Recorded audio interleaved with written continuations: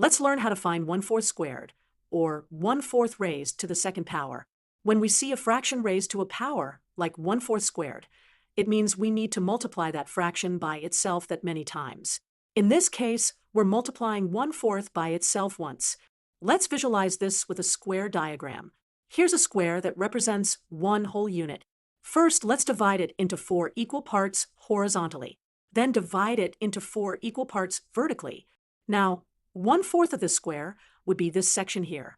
And since we're squaring 1/4, we're actually looking at 1/4 of 1/4, which is this small square here. This represents 1/16 of the original square. Let's solve this algebraically as well. When we multiply 1/4 by 1/4, we multiply the numerators together and the denominators together. So 1 times 1 in the numerator gives us 1, and 4 times 4 in the denominator gives us 16. So 1/4 squared equals 1/16. We can verify this both visually from our square diagram and algebraically through our multiplication. Remember, when dealing with fractions raised to powers, we can always break it down into repeated multiplication and then multiply the numerators and denominators separately.